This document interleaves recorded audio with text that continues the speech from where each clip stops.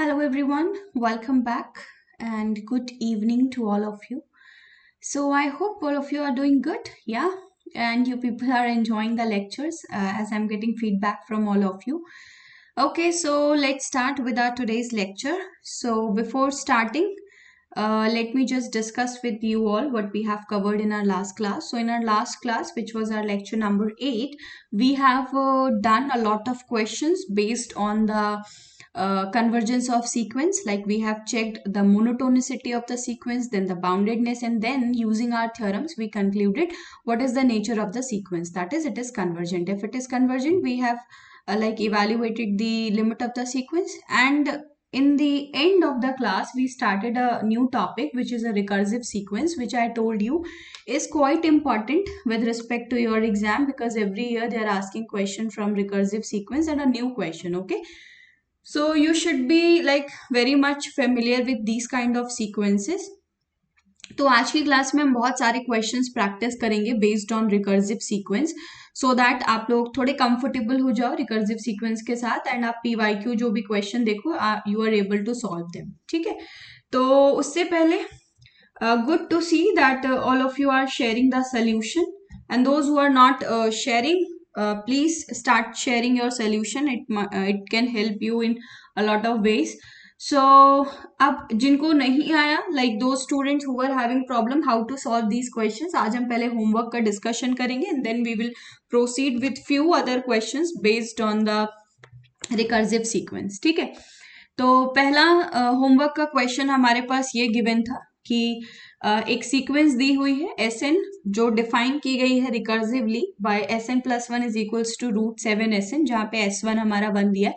तो हमें इसकी लिमिट निकालनी अगर कन्वर्जेंट है. In short we have to discuss the nature of this sequence. ठीक, so let me just write down here question number 1. तो Sn plus 1 is given as √7 Sn, and आपका जो पहला टर्म आपको दिया है S1 वो है 1. ठीक है, तो जैसे हमने लास्ट क्वेश्चन किया था बिल्कुल सिमिलर क्वेश्चन है. लाइक वहां पे an और an प्लस 1 था और 2 दे दिया था, पहला टर्म √2 दिया था. तो in a similar way we have this question. ठीक, तो देखो S1 हमारे पास 1 दिया हुआ है. ऑलराइट, अगर हम n की वैल्यू को यहाँ 1 रखेंगे तो S2 हमें क्या मिलेगा, √7 मिलेगा. So can we see that our S2 is obviously what, greater than S1. ठीक है, तो हम मैथमेटिकल इंडक्शन का यूज करेंगे. ठीक, और सपोज कर लेंगे क्या कि let us just suppose that R जो हमारा nth टर्म है वो ये होल्ड कर रहा है, यानी कि जो Sn प्लस 1 है वो ग्रेटर देन Sn है. ठीक, और हमारा क्लेम क्या है, लाइक हम अगर मैथमेटिकल इंडक्शन यूज करें तो हमें प्रूफ क्या करना है कि हमारे पास जो Sn प्लस 2 है वो ग्रेटर देन Sn प्लस 1 हो जाए. ठीक, अब देखो अगर ऐसा होल्ड हो रहा है तो इस रिलेशन से हम अगर आगे प्रोसीड करें तो हम 7 से अगर मल्टीप्लाई करेंगे then also the relation remains same, right. यानी कि 7 Sn प्लस 1 जो है वो ग्रेटर देन होगा 7 Sn. And now if we take the square root, because S1 is greater than 0, right, और S2 √7 आया, that is also greater than 0. So that is why this relation holds that √7 Sn plus 1 is greater than √7 Sn. अब अगर आप ये जो relation दिया हुआ है उसको देखोगे तो अगर n की जगह n प्लस 1 रखोगे तो ये n प्लस 2 बन जाएगा ना. तो this is your Sn plus 2 and this is your Sn plus 1. So you are able to prove for n is equals to n plus 1 using mathematical induction the sequence an is what is monotonically increasing sequence. ठीक है, और अब हमें क्या discuss करना है, अब हमें डिस्कस करना है boundedness of the sequence Sn. all right, so let's proceed. Sn plus 1 is given as √7 Sn, जहां पे S1 हमें क्या दिया हुआ है 1. ठीक है, सिंपल है. अगर आप देखोगे S1 1 है और S2 को देखोगे दिस इज योर √7. तो कहीं ना कहीं अगर आप देखो तो क्या आप इसको 7 से बाउंड कर सकते हो, है ना. 7 से बाउंड करके दिखा दो, या और भी देखो बाउंडेडनेस दिखाने के लिए. कुछ बच्चे यहाँ पे कंफ्यूज होंगे कि हम लीस्ट अपर बाउंड से, फिलहाल के लिए अगर आपको लीस्ट अपर बाउंड नहीं पता है, so most of the students will try कि हम लीस्ट अपर बाउंड से बाउंड करके दिखाएं, बट हमें बाउंडेड अबव दिखाना है सिर्फ. और बाउंडेड अबव की डेफिनेशन क्या थी, हमें केवल एक रियल नंबर ऐसा मिल जाए जिससे हम ये दिखा दें, देन वी आर डन। अब ये लीस्ट अपर बाउंड है या नहीं है, वी डोंट केयर, बस अपर बाउंड होना चाहिए। ठीक, तो ऐसा हो सकता है फिलहाल के लिए, अगर आपको सीक्वेंस के बारे में नहीं पता है कि 7 से छोटा कोई नंबर एग्जिस्ट करे उससे भी बाउंड करा दे, हाँ तो it's well and good, but we just need one real number, so we are for simplicity we are assuming that yes this is less than 7, और ये तो लेस देन 7 है ही हमारे पास।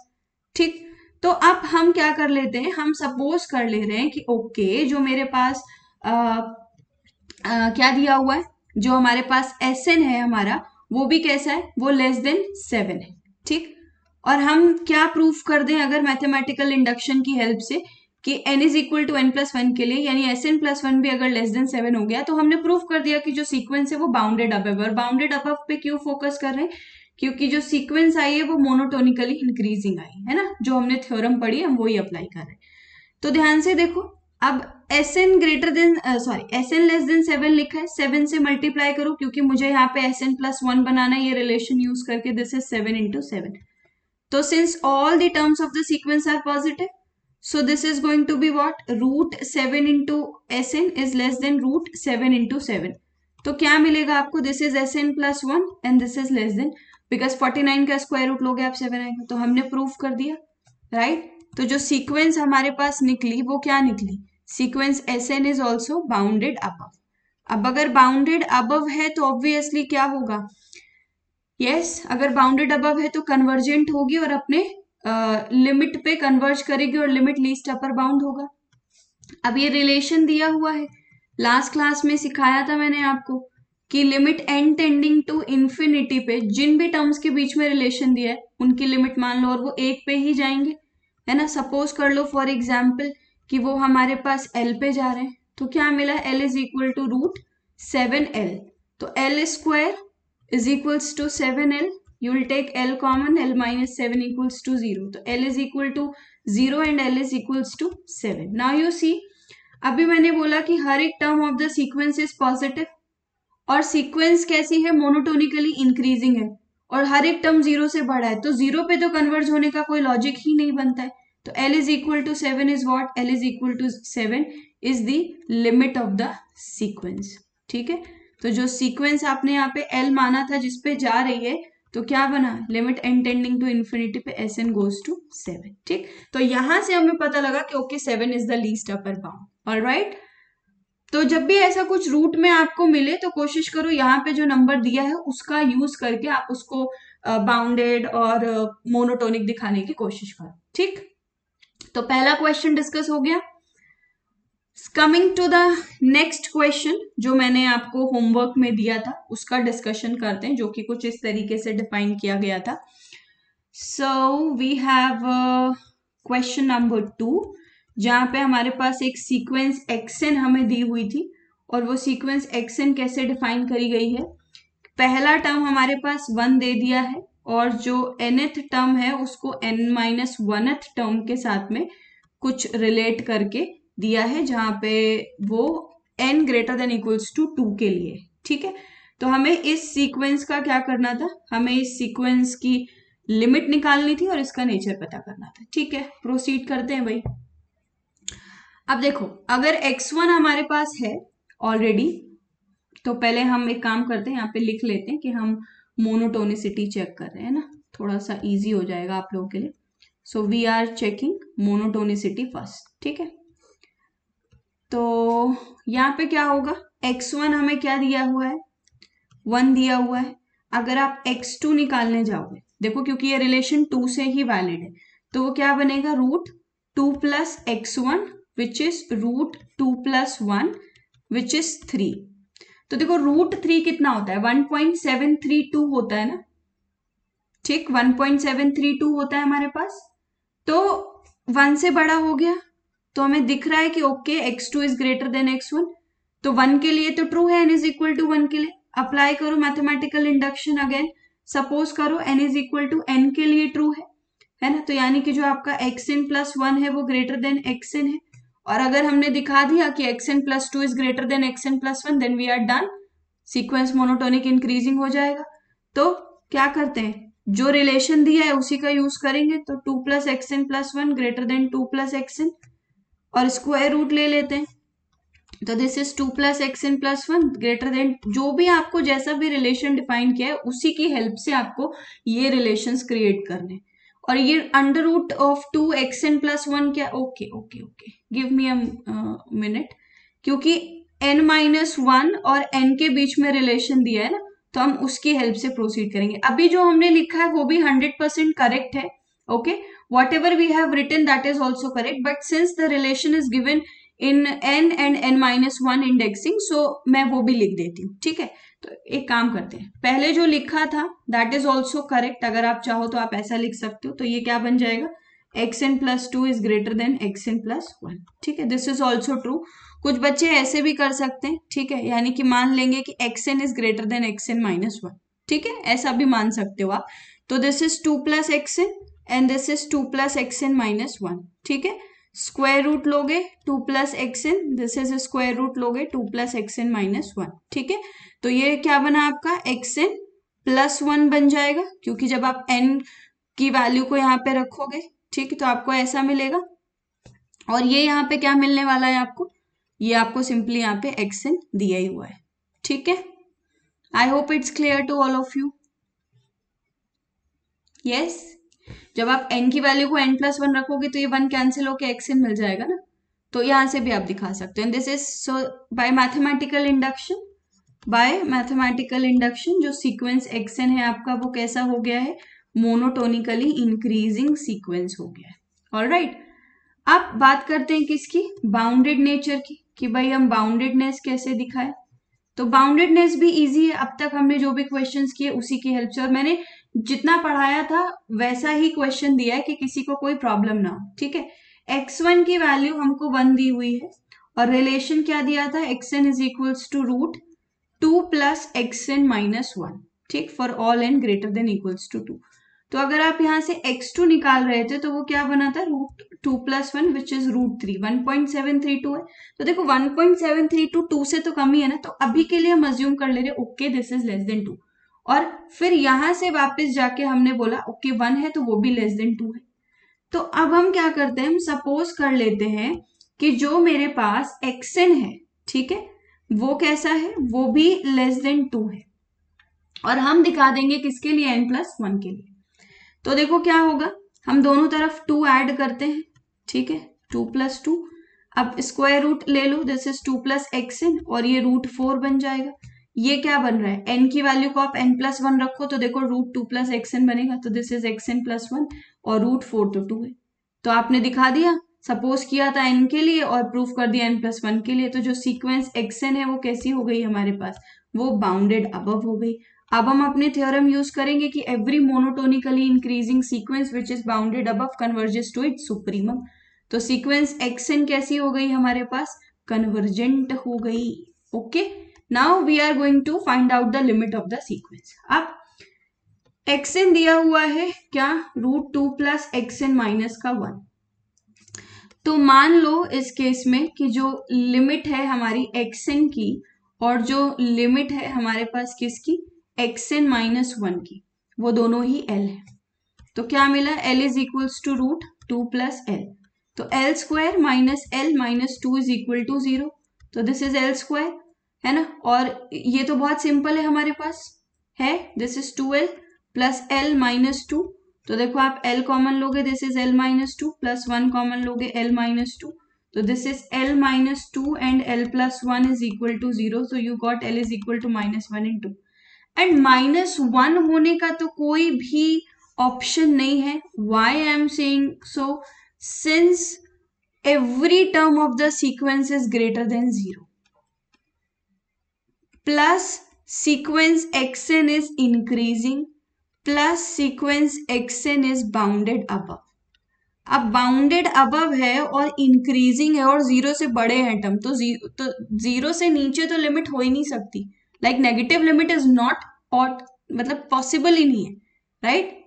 तो l इज इक्वल्स टू 2 जो है वो हमारे पास लिमिट होगी, तो हम लिख सकते हैं कि the sequence xn converges to l, और l की वैल्यू क्या है 2, ठीक है।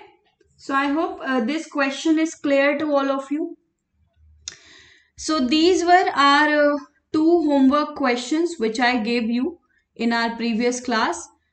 The first one was Sn plus 1 is equals to root 7 Sn. तो यहाँ पे मैंने उसका मोनोटोनिक नेचर डिस्कस किया and these questions are completely based on mathematical induction. फिर बाउंडेडनेस चेक की and then finally limit. And उसी तरह हमारे पास ये सेकंड क्वेश्चन हमने xn पे जो दिया था, यहाँ मोनोटोनिसिटी डिस्कस करी. Here we discuss the bounded nature and finally we evaluated the limit at which the sequence converges. ठीक है. सो जिन लोगों को नहीं आए थे question and those people who were saying कि no matter how many people are sharing their solutions, please discuss each and every question in the class. Please provide the solution of all the homework questions. So this is how we are going to continue with our classes. Like जो भी मैं question आपको last class में दूंगी करने को, next class में मैं उसका पहले discussion करूंगी and then we are going to proceed with our lecture. Okay. तो हमें क्वेश्चंस ही करने रिकर्सिव सीक्वेंस पे. तो स्टार्ट करते हैं आज के हमारे नेक्स्ट क्वेश्चन. आज की पूरी क्लास जो है वो सिर्फ और सिर्फ रिकर्सिव सीक्वेंस के क्वेश्चंस पे चलेगी. ठीक. और हो सकता है कल से हम जो हमारे कुछ स्टेटमेंट्स हैं जिनको आप एज अ थ्योरम कंसीडर कर सकते हो वो पढ़ेंगे. कल हम कॉशी सीक्वेंस भी पढ़ेंगे. ठीक है. तो अब थोड़ा सा फिर हम प्योर की तरफ आ जाएंगे. क्वेश्चन अभी अप्लाइड हो गया, then we again come to pure. तो हमारे पास अब सपोज करो एक सीक्वेंस दिया हुआ है. ठीक है. और वो सीक्वेंस हमें कैसा दिया हुआ है, x1 हमें दिया हुआ है क्या, रूट 7. ठीक. और xn प्लस 1 को बोला है this is equal to root 7 plus xn. ठीक. So you have to discuss the nature of convergence. Discuss the nature of convergence of sequence. और वो सीक्वेंस हमारे पास क्या है, x है. ठीक है. आपको इस सीक्वेंस का नेचर डिस्कस करना है and if it is convergent तो आपको बताना है इसकी लिमिट जो है वो कहाँ पे जाएगी. ठीक है. ओके. तो बढ़ते हैं. तो सबसे पहले हम यहाँ पे लिख लेते हैं. हम यहाँ पे प्रूफ करेंगे इसकी मोनोटोनिसिटी. ठीक है. और मोनोटोनिसिटी प्रूफ करने के बाद we will prove its whether this is bounded or not. और फिर हम इसका देखेंगे लिमिट क्या है. तो x1 हमको क्या दिया हुआ है, रूट 7 दिया हुआ है. ठीक है. कोई दिक्कत नहीं है. अगर आप x2 निकालने जाओगे तो वो क्या आएगा, रूट 7 प्लस रूट 7. ठीक है. अब देखो इन दोनों के बीच में रिलेशन समझने के लिए सिंपल सा एक मैथ समझो. ठीक. अभी मैं ऐसा लिख सकती हूँ root 7 is equals to root 7, right.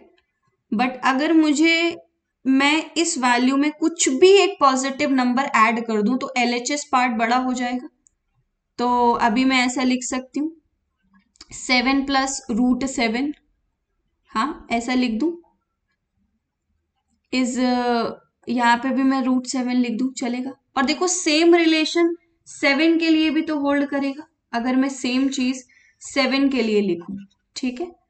फिलहाल के लिए you can see that 7 is equals to 7. लेकिन अगर मैं ऐसा रूट 7 में कुछ भी पॉजिटिव वैल्यू ऐड कर दूं तो ये ऐसा हो जाएगा, सॉरी ये ग्रेटर देन हो जाएगा, है ना. और अब जरा ध्यान से देखो, अगर ये ग्रेटर देन हो गया तो मैं पॉजिटिव वैल्यूज हैं अगर मैं रूट लगा दूं तो क्या कोई फर्क पड़ने वाला है इनइक्वालिटी पे, नहीं. तो root 7 plus root 7 is greater than root 7, है ना. तो क्योंकि बहुत सारे बच्चों को कंफ्यूजन हो सकता है इस पॉइंट पे, इसलिए मैंने बहुत सिंपल सा मैथ समझाने की कोशिश करी. 7 is 7 but if you add something in 7 then obviously it will become greater than 7 और रूट पे कोई फर्क नहीं पड़ना. तो इन दो से क्या मैं कंक्लूड कर सकती हूँ कि x2 is greater then x1. तो n इज इक्वल टू 1 के लिए ट्रू हो गया. तो मैं सपोज कर लेती हूँ कि yes this is true for what, n also, है ना. n is equal to n के लिए तो xn plus 1 is greater than xn. अब हमें दिखाना है n is equal to n plus 1 के लिए. तो देखो इस रिलेशन को यूज करो 7 प्लस xn प्लस 1. उसी तरीके से क्योंकि हमारा रिलेशन डिफाइन है तो हम वही कर रहे हैं, हम 7 ऐड कर रहे हैं. Since all the numbers are positive, now you see your x1 is greater than 0, right? x1 is greater than 0 तो x2 भी greater than 0 होगा. तो सारे numbers positive है तो ये इनइक्वालिटी हम यूज कर सकते हैं. Again this is xn plus 1 and then this is √7 plus xn. तो ये क्या बन जाएगा from relation xn plus 2 and this is xn plus 1. तो सीक्वेंस xn हमारे पास कैसी आ गई? मोनोटोनिकली इंक्रीजिंग सीक्वेंस आ गई. ठीक है, और हमें ये तो पता ही लग रहा है कि xn जो है वो ग्रेटर देन 0 है for every natural number. Alright, तो मोनोटोनिक नेचर पता लग गया, मोनोटोनिक सीक्वेंस है, मोनोटोनिकली इंक्रीजिंग सीक्वेंस है. Now coming to the bounded nature of this sequence. तो हमें बाउंडेडनेस डिस्कस करना है, चलो वो भी डिस्कस कर लेते हैं. जो सीक्वेंस हमारे पास दिया था वो क्या था?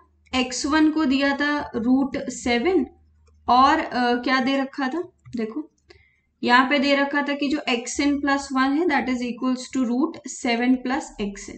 ठीक, अब देखो जैसे हमने वहां पे देखा जो नंबर यहाँ पे दिया उसी से बाउंड कर सकते हो, तो दिस इज लेस देन 7 लिख सकते हो. सपोज कर लो भाई कि आपका जो n is equal to n के लिए है वो भी होल्ड कर रहा है. और अब हम क्या दिखा देंगे? अब हम दिखा देंगे सिंपल सा कि ये जो चीज है वो हमारे पास किसके लिए होल्ड कर रही, n प्लस 1 के लिए भी होल्ड कर रही है, वही हमें दिखाना है. ठीक है, तो क्या करेंगे, 7 plus xn less than 7 plus 7. ठीक है, ऐसा दिखा दिया हमने. अब यहाँ पे रूट ले लो, तो √7 प्लस xn इज वॉट, √14 बन जाएगा.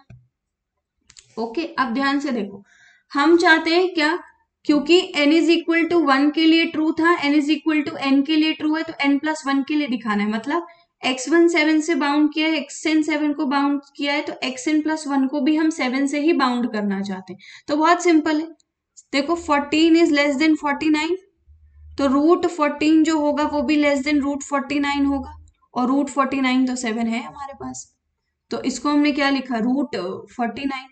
अब इन दोनों को हम यूज कर सकते हैं, है ना. तो क्या मिला, √7 plus xn, √7 plus xn this is less then √49. ठीक है, तो क्या लिखा हमने, √7 प्लस xn जो है वो एक्चुअली लेस देन 7 है, और ये √7 प्लस xn है क्या, xn प्लस 1.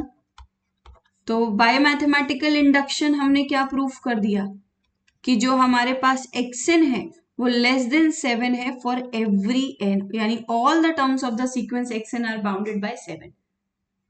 तो अब मोनोटोनिसिटी और बाउंडेडनेस को इंक्लूड करें अगर साथ में और थ्योरम लगाएं, तो क्या पता लगा कि जो सीक्वेंस xn है हमारे पास वो कैसी है, वो कन्वर्जेंट है. और अब हमें बस क्या फाइंड करनी है, लिमिट फाइंड करनी है इस सीक्वेंस की. तो xn प्लस 1 और xn के बीच में रिलेशन दिया हुआ है. ठीक, तो हम वही यूज कर लेते हैं. तो मान लो कि limit n tending to infinity पे xn प्लस 1 और limit n tending to infinity पे xn जो है l मान लो, l पे जाता है. ठीक है, तो क्या मिलेगा, l is equal to √7 plus l, तो this is l square minus l minus 7 is equal to 0. ठीक है, तो अब इसका रूट निकालेंगे, -b plus minus b square minus 4ac, तो ये ऐसा बन जाएगा. ठीक, एंड बाई 2a आया ऐसा. तो अब देखो यहां से आपको दो रूट मिल रहे हैं, एक 1 plus minus this is 28 plus 1 29 plus 2. दो रूट कौन से मिल रहे हैं, एक आपको मिला 1 प्लस √29/2, एक आपको मिल रहा है 1 माइनस √29/2. अब अगर आप देखो √25 5 होता है हमारे पास, तो √29 जो होगा वो ऑब्वियसली ग्रेटर देन 5 होगा. तो 1 माइनस √29/2 वैल्यू जो है वो लेस देन 0 आएगी कि नहीं आएगी, ये लेस देन 0 हो गया.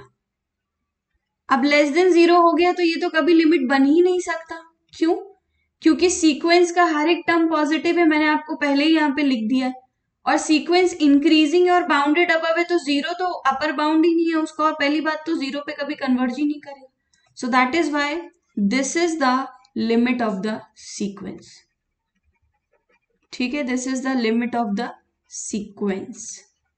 Hence the sequence xn which we discussed right now converges to where? Converges to 1 plus √29/2. All right. I hope this question is clear. तो इसलिए मैं हर एक स्लाइड पे अलग अलग काम कर रही हूँ। एक स्लाइड पे मोनोटोनिसिटी डिस्कस कर रही हूँ, एक पे boundedness, so that if you go through these lectures or if you go through these PDFs which we are providing of these lectures on Telegram, आपको क्लियर रहे कि हम कर क्या रहे हैं। ऑल राइट, तो इससे मिलता जुलता ही एक क्वेश्चन में देती हूँ और इस क्वेश्चन को आई विल नॉट डिस्कस, मैं सिर्फ आपको दे रही हूँ कि आप ट्राई कर सकते हो, क्योंकि बिल्कुल सिमिलर क्वेश्चन, ठीक। कुछ डिफरेंट क्वेश्चन होगा वो मैं डिस्कस करूंगी होमवर्क का जो दूंगी, ठीक है। तो x1 आपको √2 दिया है और xn+1 आपको क्या दिया हुआ है, √2 + xn, ठीक है। तो आपको डिस्कस करना है, क्या डिस्कस करना है, you have to discuss first thing is monotonic nature, ठीक है। फिर सेकेंड चीज आपको क्या डिस्कस करनी है, bounded nature of the sequence, और ये सब डिस्कस करने के बाद finally you have to discuss the nature of convergence, ठीक है। तो आई होप ये 3 चीजें जो है वो आप कर पाओगे इतने सारे क्वेश्चन जब हमने सॉल्व कर लिए उसके बाद, ठीक है। ऑलराइट, तो अब हम प्रोसीड करते हैं अपने नेक्स्ट क्वेश्चन की तरफ।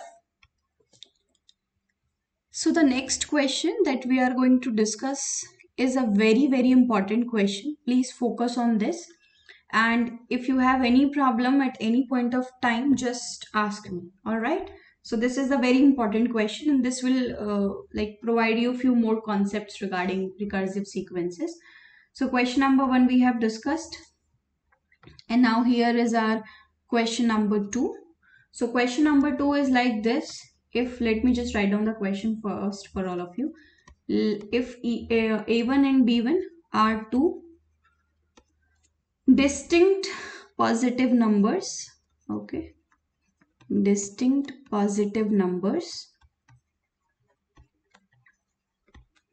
and AN and BN are defined as, कैसे डिफाइन किया है उनको, AN को लिखा हुआ है 1/2 AN - 1 + BN - 1, ठीक है। और BN को कैसे डिफाइन किया है, √AN - 1 and BN - 1 for all n greater than equals to 2, ठीक है। तो we have to see the like monotonic nature, ठीक है। we have to see the monotonic nature of sequence AN and sequence BN, and उसके बाद we also have to discuss कि ये converge कहाँ करते हैं, ठीक है। where do they converge, where do they converge? So this is a quite important question. इसको आप अगर समझ लोगे तो कई क्वेश्चंस आप देखोगे एग्जाम में भी 1-2 बार ऐसा आया हुआ है। एंड एक बार तो आई थिंक किसी एक ईयर में भी रिसेंटली, पिछले 2 साल में, किसी एक साल में बिल्कुल as it is same question आया था एग्जाम में, as it is same question. तो स्टूडेंट्स को ये क्वेश्चन सॉल्व करने की भी नीड नहीं थी, उन्होंने बस क्वेश्चन देखा, ऑप्शन टिक किया और आगे बढ़ गए, ठीक है। तो ऐसा नहीं है कि जो क्वेश्चन आप बुक से सॉल्व कर रहे हो हमेशा नया ही क्वेश्चन आएगा, ऐसा नहीं है। और बुक से जो आप सॉल्व कर रहे हो उसमें से कुछ आएगा ही नहीं।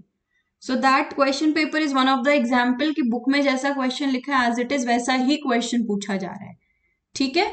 सो बुक के क्वेश्चंस तो आपको सॉल्व करने ही है और PYQ करने हैं। तो you can not think like okay book का क्वेश्चन तो पूछ ही नहीं सकते हैं, कभी ऐसा नहीं हुआ, एग्जैक्टली सेम क्वेश्चन भी आता है। तो पहले आपको बुक के क्वेश्चन सॉल्व करने हैं सारे के सारे, भले ही लॉजिक सेम है बट उस तरीके के 4 क्वेश्चन दिए तो आप 4 सॉल्व करो, क्योंकि वो आपको प्रैक्टिस में इंप्रूव कर रहा है, ठीक है।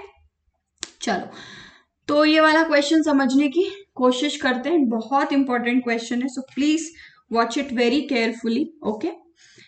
सबसे पहले बोला है कि A1 और B1 जो है वो 2 डिस्टिंक्ट पॉजिटिव नंबर्स हैं, ठीक है। तो अब अगर डिस्टिंक्ट बोला है तो कोई एक पॉसिबिलिटी तो होगी, क्योंकि रियल नंबर्स में हमने ये चीज तो देखी है कि अगर कोई भी 2 रियल नंबर्स हैं तो उनमें से या तो पहला दूसरे से बड़ा होगा, या दोनों बराबर होंगे, या पहला दूसरे से छोटा होगा। तो अब डिस्टिंक्ट बोल दिया है तो ये वाली ही 2 पॉसिबिलिटी बचती है, या तो A1 is greater than B1 और A1 is less than B1, है ना। तो for simplicity we assume that our A1 is less than B1, ठीक है। मैं ऐसा अज्यूम कर रही हूं, आप ऐसा भी अज्यूम कर सकते हो that A1 is greater than B1, ठीक। Anything you can assume, okay.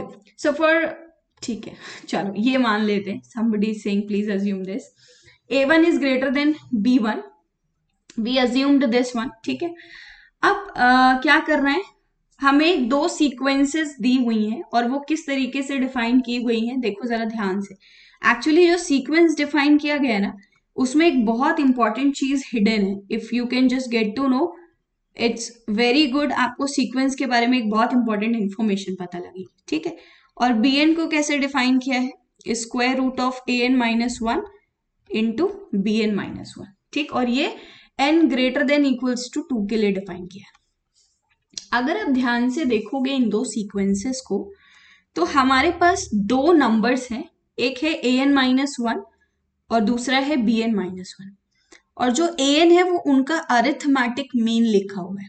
Can you see that a N is what, a N is arithmetic mean of what, a N minus one and b N minus one. और इन्हीं दो number same दिया है, देखो यहाँ पे भी A N minus one और बी एन माइनस वन से ए एन डिफाइन किया है, यहाँ पे भी ए एन माइनस वन और बी एन माइनस वन से ही बी एन डिफाइन किया है। और ये बी एन जो है हमारे पास, that is nothing but actually the geometric mean of a N minus one and b N minus one. अब अगर ये क्वेश्चन एग्जाम में आता, सपोज ये बुक्स में नहीं होता और ये एग्जाम में आ जाता, तो अगर जिस बच्चे ने ये ए एन और बी एन में ये चीज नोटिस करी होगी तभी वो इस क्वेश्चन को प्रोसीड कर पाता, otherwise it would have been impossible to solve it, ठीक है। सो नेवर थिंक लाइक कि बस हमें प्रोसेस पता है, कोई भी क्वेश्चन आया और शुरू हो गए, नो। आपको कोई भी सीक्वेंस दिया है या सीरीज दिया है, you have to very carefully observe your nth term of the sequence. आपको nth टर्म को ऑब्जर्व करना ही है बहुत अच्छे से, then only you are able to see okay what's happening with this question, all right। तो ये पता लग गया।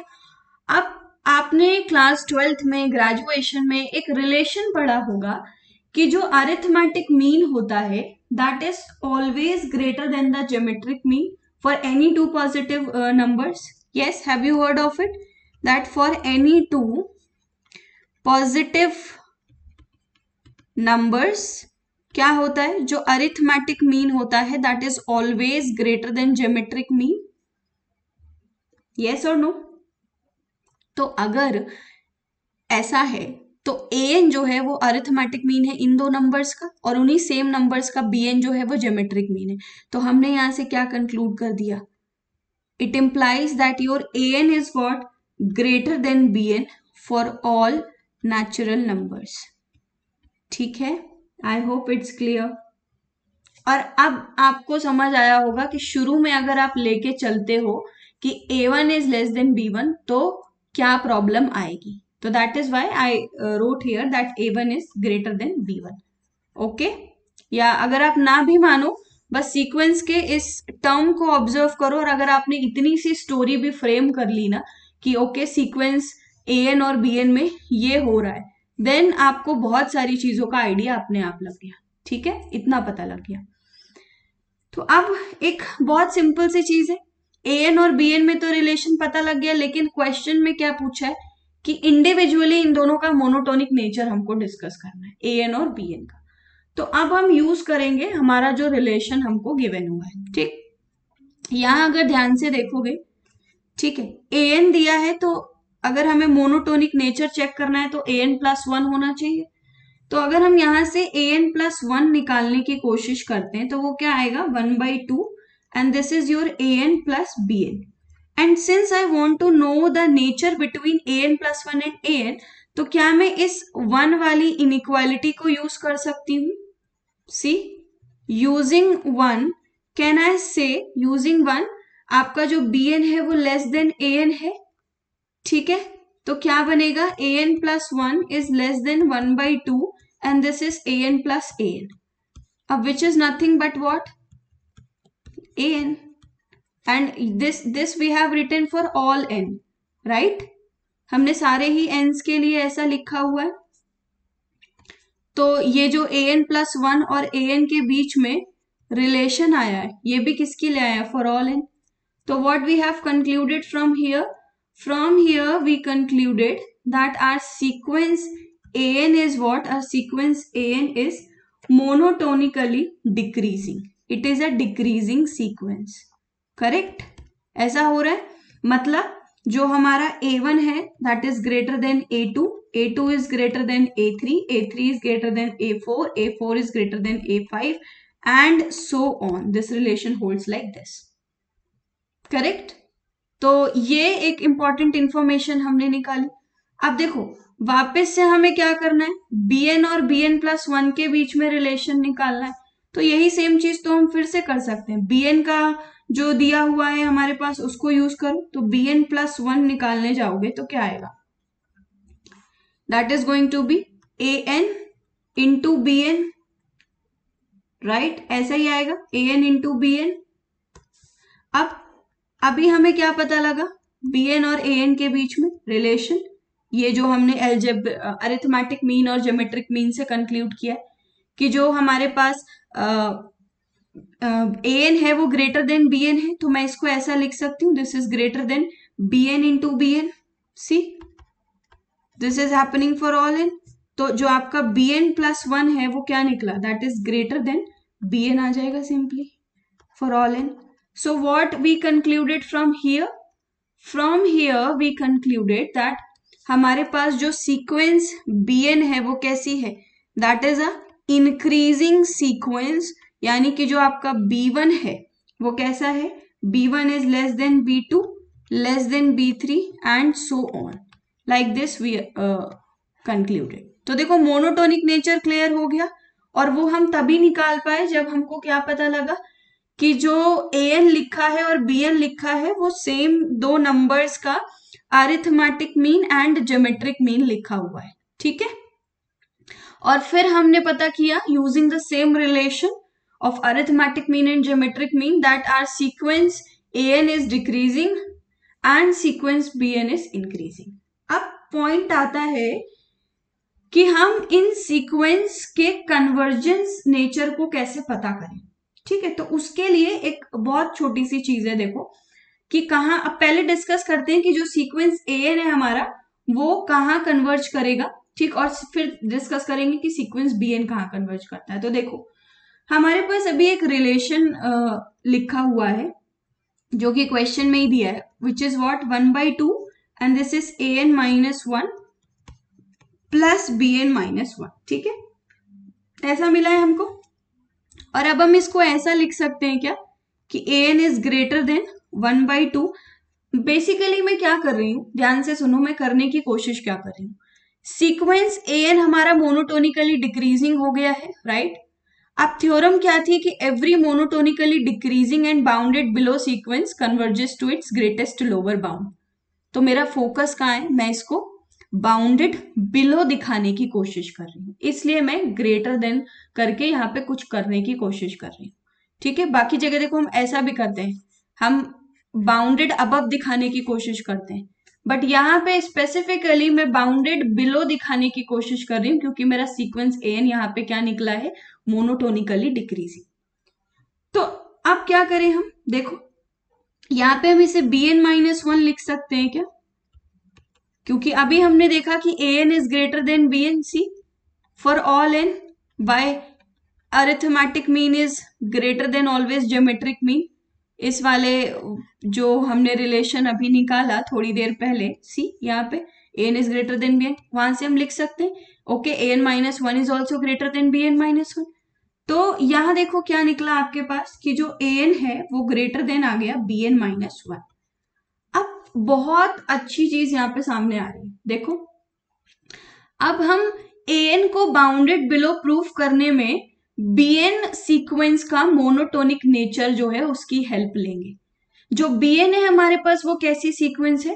That is a increasing sequence, right? वो इंक्रीजिंग सीक्वेंस है. तो क्या मैं ऐसा लिख सकती हूँ? That is greater then bn-2. हाँ, that is greater then bn-3. Similarly greater than b3, b2 and b1. See why? Because sequence b n is what, it is a increasing sequence. और अभी हम देख कर आए, ये ऑरेंज वाले आप ब्लॉक में देख सकते हो, this is an increasing sequence. अब ये देख के क्या एक चीज हम कंक्लूड कर पा रहे हैं, देखो दो पॉइंट्स को आपको कनेक्ट करना है, ए एन और बी वन, और ये फॉर ऑल एन के लिए हो रहा है, करेक्ट, क्योंकि यहां पे हमने ये रिलेशन यूज किया फॉर ऑल एन। अब ये दोनों ब्लू पॉइंट्स को अगर मैं कनेक्ट कर दूं तो क्या मैं कह सकती हूं कि a N is greater than B one for all natural numbers. और जैसा ही मैंने ऐसा लिख दिया तो क्या पता लग गया कि sequence a N is bounded below, right, and this is not only bounded below, this is bounded below by b one. तो यहां पे क्या था, सीक्वेंस ए एन जो है वो हमारे पास कैसी आई, डिक्रीजिंग आई, प्लस बाउंडेड बिलो आई। तो जो सीक्वेंस है मेरे पास ए एन वो कैसी हो गई, वो कन्वर्जेंट हो गई। आई hope till this point everything is clear, है ना। तो ए एन जो है वो कहां जा रही है, बी वन पे जा रही है। चलो भाई, ए एन का तो सॉर्टेड है, डिक्रीजिंग हो गई, बाउंडेड बिलो हो गई, पता लग गया कन्वर्जेंट है। अब सेम चीज बी एन के लिए करनी है हमको, ठीक है। बी एन सीक्वेंस हमको क्या दिया हुआ है, square root of a N minus one into b N minus one, ठीक। इनका भी हमें देखना है कि मोनोटोनिक इंक्रीजिंग था, लेकिन अब क्योंकि थ्योरम क्या थी कि every monotonically increasing and bounded above converges to its least upper bound, तो हम इसको बाउंडेड बिलो दिखाने की कोशिश करेंगे, राइट। तो हम क्या यूज करेंगे, a N is greater than b n for every natural number, हम यही यूज करेंगे। तो क्या हम यहाँ पे दिखा सकते हैं कि ये जो मेरे पास बी एन माइनस वन होगा, ठीक है, वो क्या होगा, less than a N minus one होगा, a n minus 1 and this is a n minus 1 which is nothing but a n minus 1 and this is happening for all n। तो जो मेरा bn है that is less than a n minus 1 आ गया for every natural number। और हमारे पास जो sequence a n थी वो कैसी थी, that was a decreasing sequence, correct. अगर वो डिक्रीजिंग सीक्वेंस थी तो क्या मैं ऐसा लिख सकती हूं that bn is less than an minus 1 less than an minus 2 less than, and this is a3 then a2 and then a1 because that is a decreasing sequence। और अब मैं अगर ये फाइनल जो येलो वाले डॉट्स हैं उनको अगर मैं कनेक्ट करूं तो क्या मैं कह सकती हूं कि जो bn है that is less then a1 for every natural number, yes. तो सीक्वेंस an कैसी हो गई, sequence bn sorry bounded above हो गई, राइट, बाय a1। अब अगर मेरे पास सीक्वेंस bn जो है वो क्या हो गई, मोनोटोनिकली इंक्रीजिंग हो गई प्लस बाउंडेड अबव हो गई, ठीक है। तो यहां से मैं क्या कंक्लूड कर दूंगी कि जो सीक्वेंस bn है मेरी that is also convergent. I hope till this point all the things are clear कि जो सीक्वेंसेस हैं दोनों कैसे मोनोटोनिक हुई, कैसे बाउंडेड हुई, और अब वो दोनों कैसे कन्वर्जेंट हुई। अब बस एक पॉइंट रह गया है और वो ये है कि ये जो सीक्वेंसेस हैं ये कन्वर्ज कहाँ कर रही हैं, बस हमें ये देखना है, ठीक है। बहुत सिंपल है, क्या करो, मान लो कि limit n tending to infinity पे जो a n है उसका L1 है लिमिट, और limit n tending to infinity पे जो बी एन है उसकी लिमिट L2 है, ठीक है। और रिलेशन हमें ऑलरेडी गिवन हुआ है, क्या, A N is equals to 1/2 A N minus one plus B N minus one. तो अगर ए एन L1 पे जा रहा है तो ए एन माइनस वन भी L1 पे जाएगा, और बी एन L2 पे जा रहा है तो बी एन माइनस वन कहाँ जाएगा, L2 पे जाएगा। यहाँ रखो L is equals to 1/2, this is what L1 and this is L1 plus L2, ठीक है। ये क्या मिला, 2L1 is equals to L1 plus L2, तो L1 is equal to L2। यहां से हमने क्या प्रूव कर दिया कि both the sequences converge to the same limit, both an and bn converges to same limit, ठीक है। I hope now it is clear to all of you, yes, ठीक है। और बहुत सिंपल था समझना, देखो आप, क्योंकि ए एन जो है वो ग्रेटर देन बी एन है, और जो सीक्वेंस ए एन आई थी वो कैसी आई थी हमारे पास, डिक्रीजिंग आई थी, और सीक्वेंस बी एन जो आई थी वो कैसी आई थी हमारे पास, इंक्रीजिंग आई थी। Okay, just give me a moment. जो हमारा ए एन जो सीक्वेंस आई थी वो कैसी आई थी, डिक्रीजिंग आई थी, तो हम क्या लिखेंगे कि जो ए एन प्लस वन है that is a N is greater than a n plus one, और ये इंक्रीजिंग आई थी तो हम यहाँ पे ऐसा लिखने वाले b n is less than b n plus one. ठीक है, ऐसा हमने लिख दिया। अब यहाँ पे देखो ये रिलेशन क्या है, A one is greater than B one, A two is greater than B two, A three is greater than B three. ठीक, अब इनके बीच में अगर कोशिश करो समझने की, तो A one is greater than A two, greater than A three, greater than A four. यहां पे अगर समझने की कोशिश करो, B one less than B two, less than B three, less than B four. अब इन टर्म्स को आपस में ऑर्गेनाइज करने की कोशिश करो and you will understand everything. कैसे, देखो जरा, ए वन और बी वन के बीच में ये रिलेशन है, A one greater than A two है and A one is greater than B one. ठीक, तो समहाउ यू विल सी कि एक सीक्वेंस ए एन है हमारे पास, वो कैसी हो रही है, वो डिक्रीज कर रही है, तो वो डिक्रीज कर रही है इस डायरेक्शन में, और एक सीक्वेंस बी एन है हमारे पास, उसका क्या हो रहा है, वो इंक्रीज कर रही है इस डायरेक्शन में।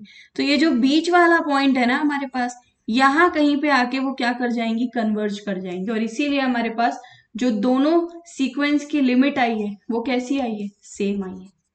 ठीक है, so I hope this question is clear to all of you. This was a very important question because students को समझ में नहीं आता है। तो आप देखो, एक सीक्वेंस का मोनोटोनिसिटी प्रूफ करने के लिए आपको दूसरे सीक्वेंस का बाउंडेडनेस यूज करना पड़ रहा है, एक का बाउंडेडनेस प्रूफ करने के लिए दूसरे का मोनोटोनिसिटी यूज करना पड़ रहा है। तो always this is not the case कि सिर्फ एक क्वेश्चन आपको दिया जाएगा, लाइक एक ही सीक्वेंस इन्वॉल्व होगी उस क्वेश्चन में, नहीं, दो सीक्वेंसेस भी इन्वॉल्व हो सकती हैं, और कुछ इस तरीके से वो आपका जो क्वेश्चन है वो फ्रेम करके आपको दे सकते हैं। ठीक है, आई होप कि it is clear to all of you till this point. या तो एक क्वेश्चन हम और करेंगे, उसके बाद मैं आपको होमवर्क दूंगी और आप फिर वहां पे क्वेश्चंस जो हैं वो ट्राई कर सकते हो। ठीक है, so let's try one more question.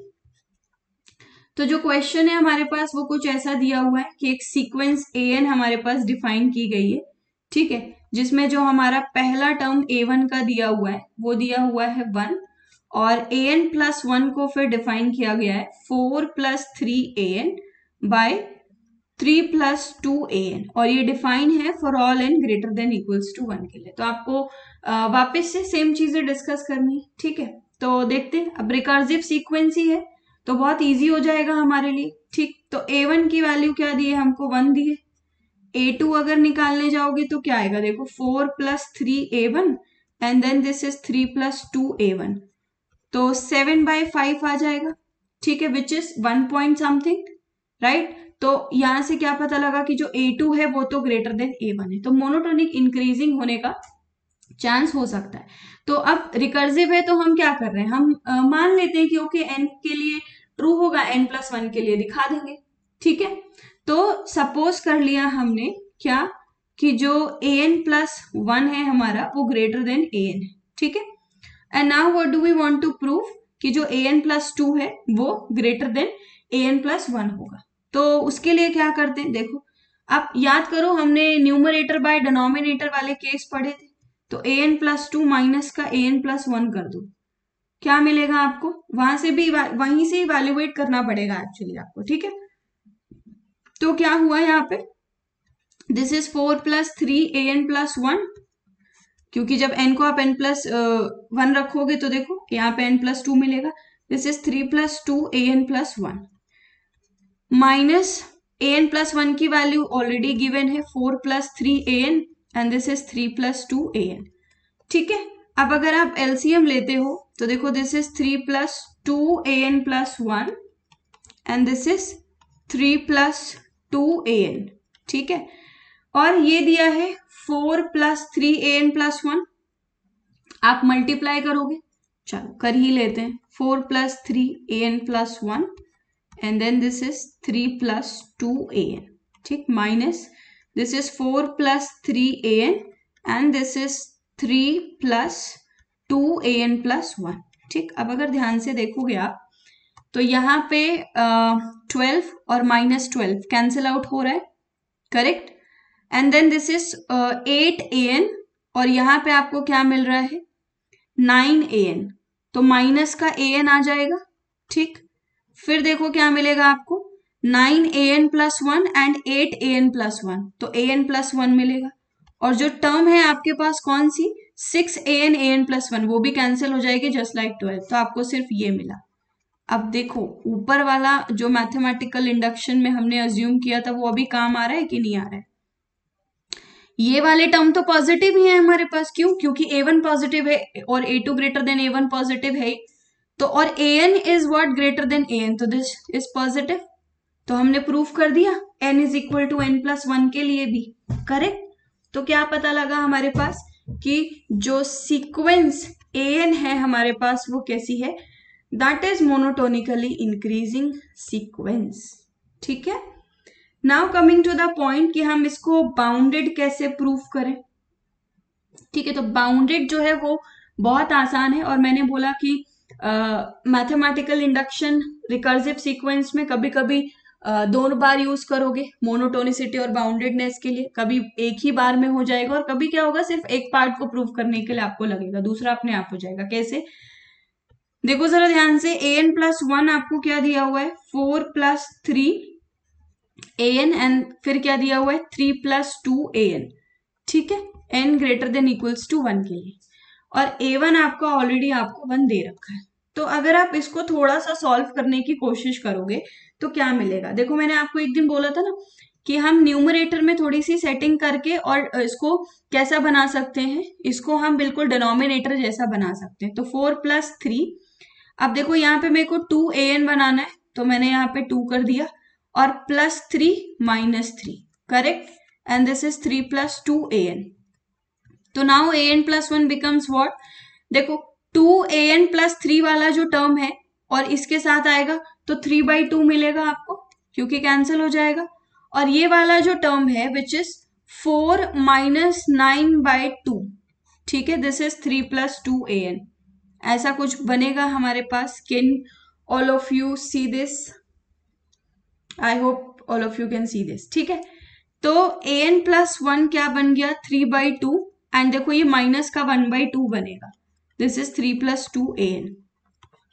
अब an कितनी भी बड़ी वैल्यू हो जाए, सी हियर, an कितनी भी बड़ी वैल्यू हो जाए, या ऐसे अगर देखो 1/2 3 - 3 से तो हमेशा छोटी ही रहनी है ना, कैन यू सी दिस, 3 से तो हमेशा छोटी रहनी, तो 1/2 I can write here, okay let me write it down here so that you can understand। तो an+1 is always less than 3/2, क्योंकि ये वैल्यू ऑलवेज क्या होगी लेस देन 3 होने वाली। तो बाउंड हो गया कि नहीं हो गया हमारे पास सीक्वेंस an जो है वो, अब बाउंड हो गया है तो हमें उसकी लिमिट निकालनी, और लिमिट निकालना तो बहुत आसान है। कैसे, जो रिलेशन दिया हुआ है an+1 is equals to, what relation is given to us, 4+3an by 3+2an। तो मान लो कि limit n tending to infinity पे जो सीक्वेंस an है उसका लिमिट जो है वो हमें कितना दिया हुआ है, वो l दिया हुआ है। ठीक है, तो क्या बनेगा, l is equals to 4+3l and this is 3+2l, तो this is 3l + 2l square and then this is 4+3l। ठीक है, इतना बन गया, 3l will get cancelled out and l square की वैल्यू क्या आ रही 2, तो l की वैल्यू क्या आ गई +-√2, and since all the terms of the sequence an are positive and sequence जो है हमारे पास वो कैसी है मोनोटोनिकली इंक्रीजिंग, तो l is equals to √2 is the limit of the sequence an। ठीक है, तो बहुत इजी सा क्वेश्चन था ये कि सीक्वेंस ए, मतलब हम ऐसे भी डिफाइन कर सकते हैं, इसलिए मैंने आपको ये क्वेश्चन कराया। ऑलराइट, तो अब मैं आपको कुछ क्वेश्चन जो है वो होमवर्क के लिए दे रही हूँ, and you have to try those questions and you have to share the solution. तो नेक्स्ट क्लास जो होगी हमारी उसमें हम ये क्वेश्चन डिस्कस करेंगे, उसके बाद हमारे पास कुछ स्टेटमेंट्स हैं बहुत इंपॉर्टेंट जो आपको ऐसे ही क्वेश्चंस में इजीली हेल्प कर सकते हैं, वो डिस्कस करेंगे। फिर हम कॉशी सीक्वेंसेस भी पढ़ेंगे। ठीक है, तो आई होप कि अब जो बच्चे हैं जिनको कहते थे कि क्वेश्चंस नहीं आते हैं करने या what ever be the case, तो आई होप अब वो कर पाएंगे। ठीक है, तो late me just write down homework for all of you so that you can give all these questions a try. तो क्वेश्चन नंबर 1 मैं आपको दे रही हूँ। A1 आपको दिया है ग्रेटर देन 0, B1 आपको ग्रेटर देन 0, जैसे हमने अभी AM और GM का क्वेश्चन किया है उसी भी आप पे। AN एक सीक्वेंस डिफाइन करी है which is what, root AN minus 1 and BN minus 1, and फिर आपको BN डिफाइन किया है 2AN minus 1 BN minus 1 and then this is AN minus 1 plus BN minus 1।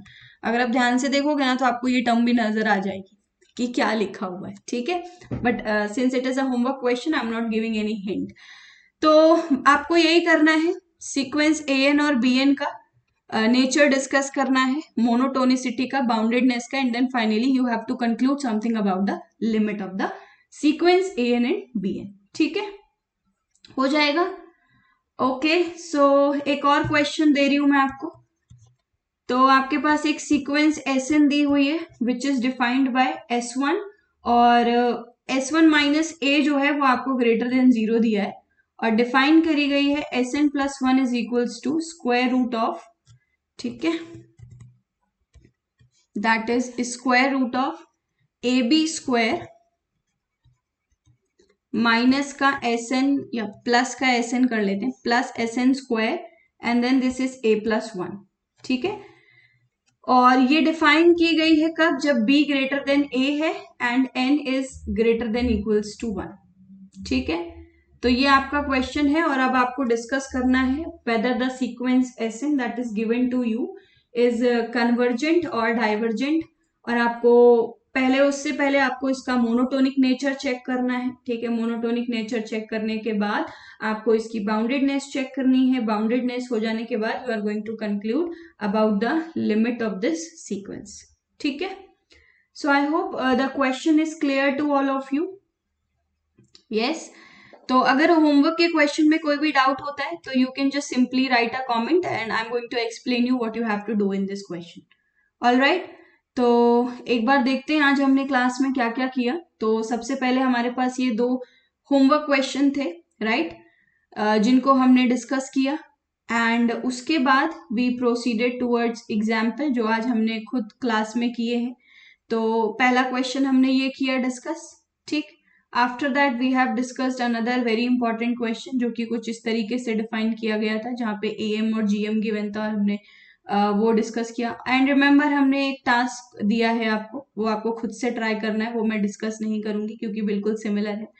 After that we did one more question which was this and finally हमारे पास ये दो question as a homework. ठीक है, सो sequence जो है वो थोड़ा बड़ा टॉपिक है but as you will proceed in this course you will realize कि थ्योरी और क्वेश्चंस दोनों ही हमारे पास बहुत इंपॉर्टेंट है। ठीक है, you can not ignore theory and you can do all the questions, no it's not possible. आपको दोनों ही चीजें कवर करनी है, बीटा थ्योरी और बीटा क्वेश्चंस।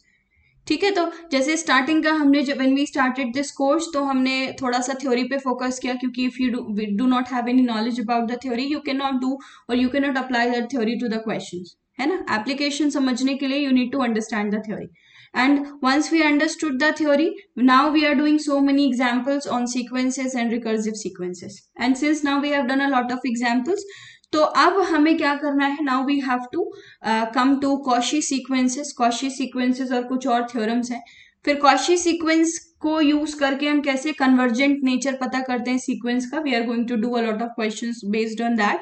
एंड जब ये सब हो जाएगा फिर हमारे पास कुछ यहाँ पे कॉशी की थ्योरम्स है, Cauchy theorem on limit, Cauchy first theorem, second theorem, तो ये सब करके then we will proceed with the series. So this is how we are planning for this course. ठीक है, so do solve these questions and share on Telegram, and again I'm saying the same thing that if you have any question please do not hesitate and feel free to ask the question either on Telegram or you can ask in the comment section of this video. Okay, so that's it. So keep watching these videos and keep studying hard because you will not know कि कैसे ये साल निकल गया and you are close to your exam. Okay, so the time passes very fast, so be prepared for your exam very well. All right, so bye bye, take care, see you soon in the next class.